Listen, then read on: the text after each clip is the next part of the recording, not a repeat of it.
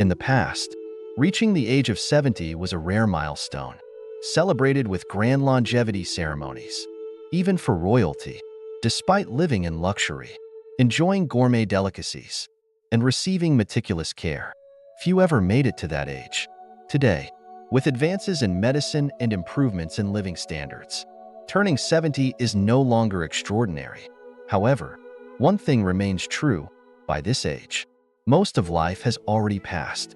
Whether you're someone who has achieved success or someone still grappling with life's challenges, one question inevitably arises: have I lived a meaningful life? How can I ensure the remaining years are truly happy and healthy? To answer this, there are certain things you must do before turning 70. Join me in today's video as we uncover these important steps. Don't forget to hit subscribe and turn on the notification bell so you won't miss any valuable content. The journey to living fully and finding peace awaits you. First, forgive yourself and all that you've done in the past. Lifting and putting down a brick a few times may not take much strength, but if you hold on to that brick for hours, your hand will start to ache. Hold it for days, and both your arm and shoulder will become sore and heavy. It's the same brick, but over time, it grows heavier. Life is like that too. Small burdens become big ones if we carry them too long. If you don't learn to let go, they'll eventually weigh you down. While we have beautiful memories, there are also painful ones. Holding on to it all can lead to endless cycles of reflection and thought. So remember what's worth keeping, and let go of what isn't. Life isn't perfect, and if we endlessly berate ourselves for past mistakes, how can we live in peace and happiness? Second, forgive your parents and family for any mistakes they made. Some people are haunted by recurring dreams. One man, for instance, dreamed of swimming in a vast lake, as skilled as an athlete, but the lake was so wide, and he grew tired. It was difficult to reach the shore. Suddenly, his father appeared nearby in a boat, reaching out to him. Remembering past moments when his father had scolded or even punished him, he smiled wryly and said, "Thanks, Dad, but I can handle it." He continued swimming, exhausted, struggling toward the shore.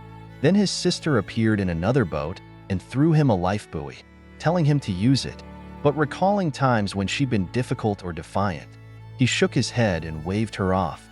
Finally, after great effort, he reached the shore, collapsing on the wet sand.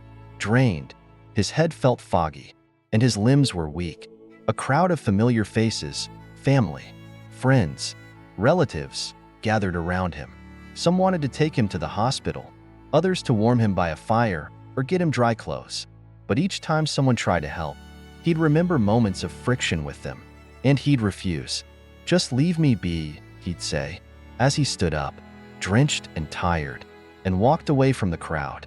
After dreaming this repeatedly, he sought out his grandmother, the one person who had always been kind and whom he trusted. She wasn't someone who interpreted dreams, but she had her insight. She said, "You're carrying a lot of bitterness and resentment." He was taken aback. "Bitterness? Resentment? I don't feel that way." She paused, then said, "Your struggle in the lake mirrors your mind's struggle. You seek help, but feel no one is worthy of your trust. Yes, you reached the shore once, but what about next time?" Forgiveness is not something we do for others, it's for ourselves. When we can't forgive, we darken our own hearts with resentment, isolation, and misery. He was deeply moved, a silent understanding rising within him. Life flashed before him like a silent movie filled with frustrations, resentment, and isolation.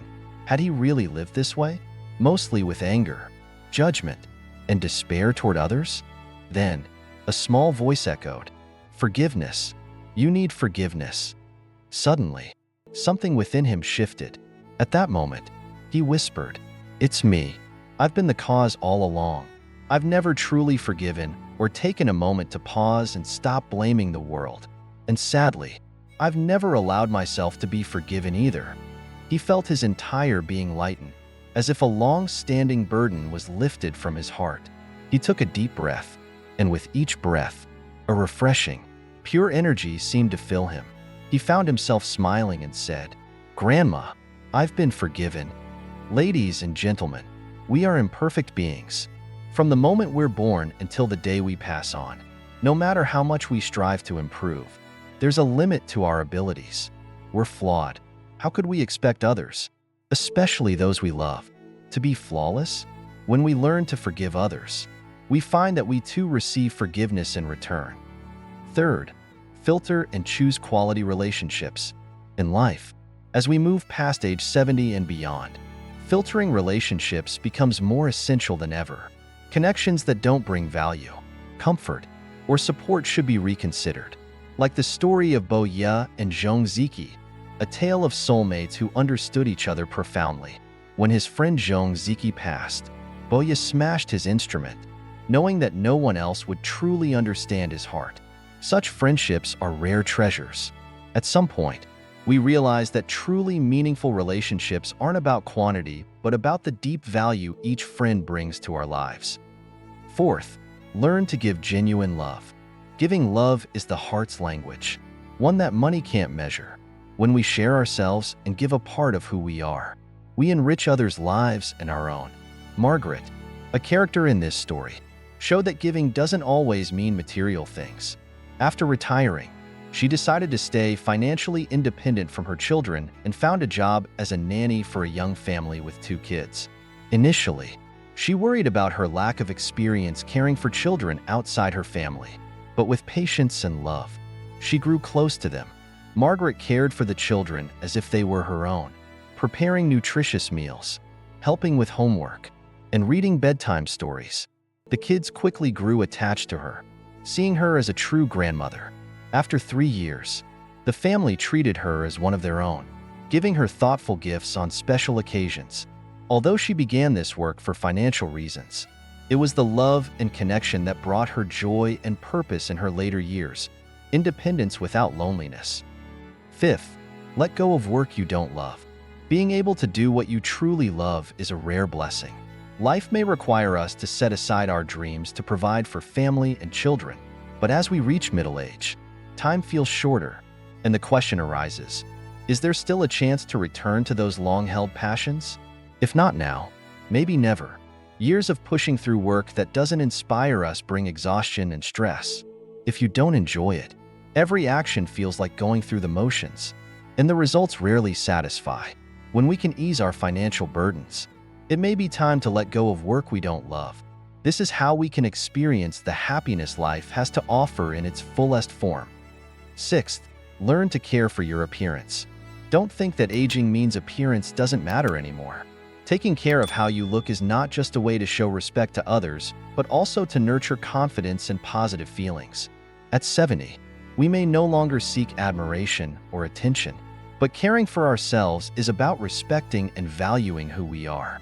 It's a form of self-love and attention to ourselves. So remember, at 70, self-care isn't for anyone else, it's for yourself. Make self-care part of your daily life to stay confident and happy at every stage of life. Seventh, prepare your mind to face the end. The end is a journey everyone must face. Preparing for this journey doesn't mean losing hope. It's about living fully and responsibly for ourselves and loved ones. Beyond 70, organizing assets, writing a will, or sharing life lessons helps future generations appreciate our legacy and strengthens family bonds. Preparing for the end also allows us to release past burdens, accept impermanence, and find inner peace. It's not only a peaceful farewell, but leaves loved ones with an image of serenity. This act is a legacy of love for future generations, a reminder of a life lived with kindness and meaning. Embrace the end with peace rather than fear. So when we depart, we remain forever in the cherished memories of those we leave behind. Therefore, before turning 70, remember that everything you do isn't about pleasing anyone else. It's about perfecting and cherishing yourself and living each moment fully. This is when you nurture not only your health or finances, but your spirit, building valuable relationships and creating joy with new experiences. Don't wait until health or time runs out. Give yourself meaningful journeys and moments immersed in beautiful cultures and nature. Make each experience a treasured part of your life. This journey isn't just to leave memories, but also to explore yourself on a deeper level, living with no regrets. Do these things so that every day after 70 is one of peace, contentment, and joy carefully prepared today. Ask yourself, are you ready to live fully and without regret before 70? If you have thoughts or valuable experiences on this journey, please share them in the comments. We'd love to hear your stories and perspectives. Every story shared is a source of inspiration for others on this path to happiness and meaning in our later years. Have you ever wondered why some people grow richer while others seem stuck in poverty? It's often not just about talent or opportunity. Much of it comes down to habits, actions, and mindsets developed over time. Generosity is a virtue, but sometimes we need to be a bit selfish and strict in certain areas. Knowing when to be frugal can be the key to long-term happiness and prosperity. Here are 6 things we should value and be more stingy with, especially as we approach middle age. First, be stingy with your time. When Taiwanese writer Lin Ching-su was in elementary school, he was deeply saddened when his grandmother passed away. His father told him, "One day, when you grow up, you too will grow old like your grandmother. And when your time ends, there will be no going back." Those words filled him with fear, and from that point on, he committed to racing against time. Lin tried to complete everything he could before sunset.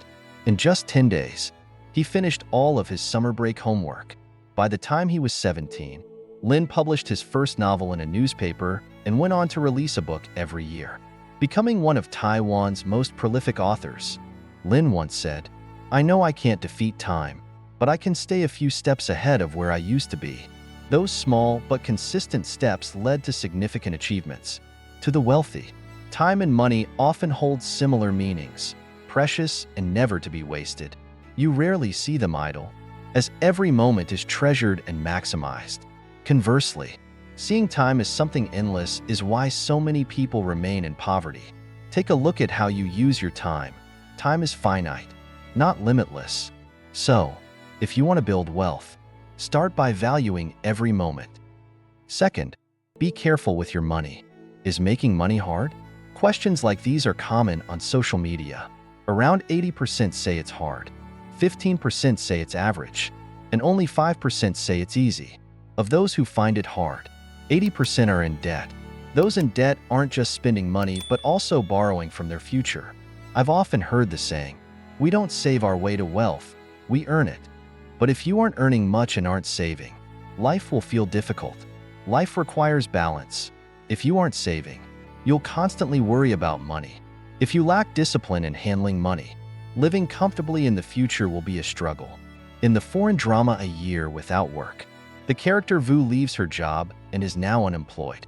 She just finished paying off her car loan when she found out her mother had cancer. The treatment was more than she could afford without a job, and her savings fell far short of what she needed. Knowing the high cost of surgery, Vu's father suggested her mother leave the hospital to avoid burdening Vu financially.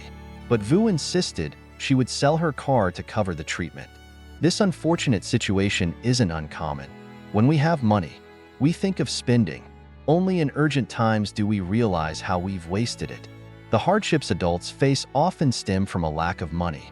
Those without money are the closest to despair. There's a saying, an adult's sense of security comes from money. In a world full of uncertainties, money is often the most reliable safeguard against life's risks. Being careful with money doesn't mean being miserly, but knowing how to manage finances wisely when you have little and using it well when you have more. For such people, saving brings security in the face of life's challenges. With a solid financial foundation, peace of mind becomes easier to achieve, and setbacks feel less daunting. Third, be selective with your relationships.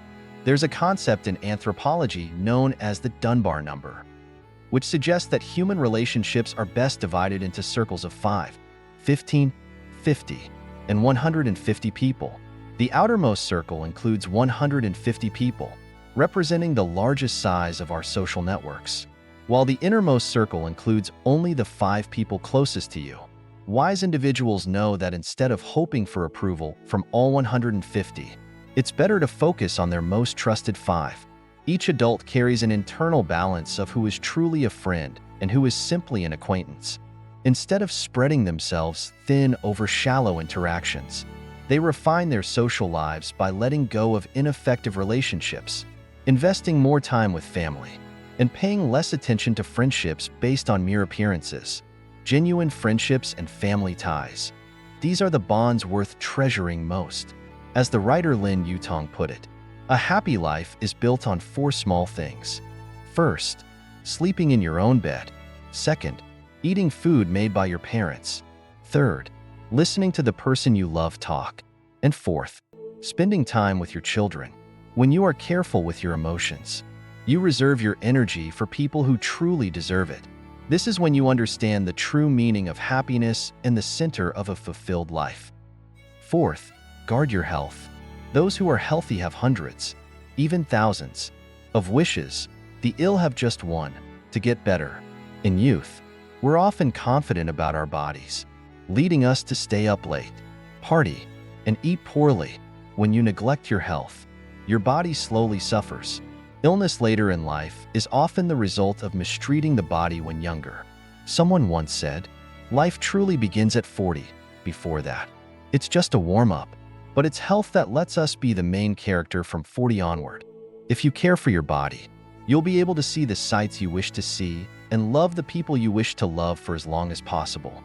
Don't waste your health. In other words, guard it carefully. Health isn't something to show off. Don't waste it on things that don't matter. To live a better life and reduce future regrets, we must prioritize our health in everything we do.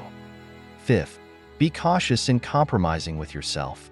In life, no one can sail smoothly forever, and everyone will encounter both major and minor setbacks. However, how one faces these setbacks is what shapes their destiny. Those who easily lose heart often compromise when facing challenges. Even a small obstacle can cause them to hesitate, to veer away from the path they once set. In moments like these, failure can take them down easily because they've allowed self-doubt and indecision to lead them. On the other hand, successful people see challenges as stepping stones to new opportunities. They face setbacks calmly, analyze what went wrong, take away valuable lessons, and resolve to move forward. Not everyone who refuses to compromise with themselves will achieve instant success, but wealthy and successful individuals rarely accept defeat. By holding firm to your beliefs and not abandoning the journey halfway, you bring yourself closer to the achievements and goals you desire. 6. Be careful with promises. It's no coincidence that people say, "A promise is as good as gold." Many people make promises freely, scattering them around without any thought of whether they can truly deliver. They may intend to soothe others temporarily, but care little for the actual outcome. At first, people like this may earn applause from those around them for their enthusiasm, but when all they have to offer is empty words, those same people will gradually lose trust, even grow resentful, and eventually drift away. Inevitably, relationships like these fall apart. Before making a promise, think carefully about whether you can keep it and bear responsibility for your words. Don't casually promise just to please others or to avoid conflict. Whoever you're speaking to, honor your word. Remember, there's wisdom in the saying, "A promise is as good as gold." Dear friends, truly wise individuals always know how to value the 3 greatest assets in life: time, health, and money. They understand that every passing moment is irreplaceable. Health is the foundation for all achievements, and money, while not everything, is a vital tool for stability and comfort. Before making any decisions, they think carefully and weigh their options, not out of stinginess, but because they know how to optimize the precious resources they possess. In life, striking the right balance between saving and generosity not only helps us lead a more comfortable life, but also creates lasting, meaningful value. Mastering the art of knowing when to hold back and when to give freely is a skill few possess. Yet, once you achieve this, you'll find not only personal happiness, but also the ability to spread positivity and value to those around you. Thank you for staying with us until the end of this video. What are your thoughts on the values we've shared? Is there anything you found particularly meaningful or would like to add? Please don't hesitate to share your thoughts in the comments below. Your stories and perspectives are invaluable sources of inspiration for all of us as we journey together toward a life filled with happiness and purpose. Make sure to hit the subscribe button and turn on the notification bell so you won't miss any of our upcoming content. Once again, thank you, and I look forward to seeing you in the next video. Goodbye for now.